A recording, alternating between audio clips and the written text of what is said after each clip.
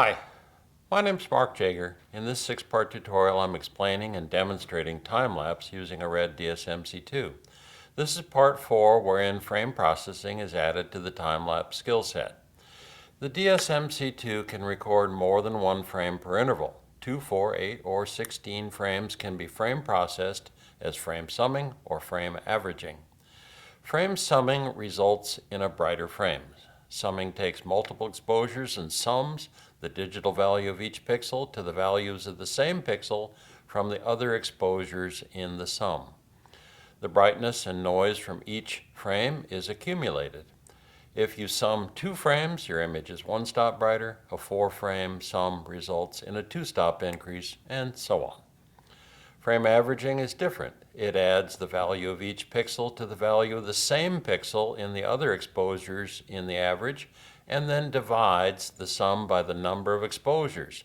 This, mathematically, is an average. Brightness does not change, but random noise is significantly reduced. The maximum exposure time for a DSMC2 is 1 second.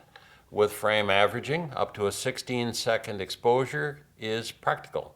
Here's an example waterfall scene at 23.976 and 1/48 shutter speed without frame processing. You can see detail on the water easily. Next, you can see it has a 16-frame average of 1 second exposures.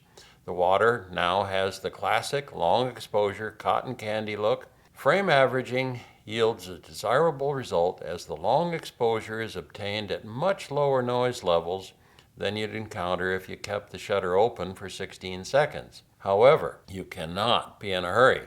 It takes 384 seconds, or about 6.4 minutes, to record 1 second of play at 24 frames per second. Frame processing can be employed for continuous video and interval time-lapse timer mode. The DSMC2 has very fast processing speed, but the speed capability does not allow 8K full frame with summing or averaging. Depending on the number of frames to process, you'll need to select a lower resolution. Here's a comparison to show frame processing in a natural light interior scene.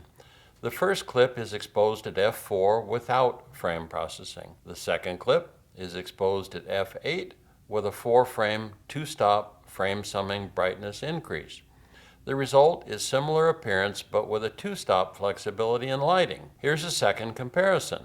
The 4-frame f8 frame summing example you just saw is shown again. A 4-frame f4 frame averaging sequence is now shown.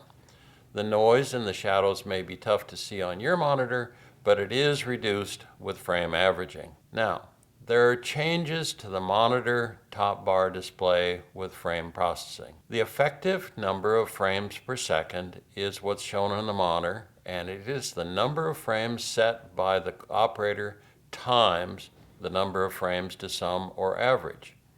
The effective shutter speed is also shown, and it is the shutter speed set by the operator divided by the number of frames to sum or average. So, if you set 24 frames, shutter 1/48, and a 4-frame summing, then the effective frame rate is 4 times 24, or 96 frames per second. And the effective shutter speed is 1/48 divided by 4, or 1/192. It is important to understand that the DSMC2 is sentient and has limits. It will enforce the limits. Resistance is futile. If you enter a value that is outside the acceptable range, the DSMC2 will force an entry with an acceptable value. The entry will be in yellow font to indicate that it was a forced value. It's important to note that the forced value is not the only value which may be acceptable. You may be able to substitute a more acceptable value. Here's another example. If you set 24 frames per second, summing to 8, then the effective frame per second is 192.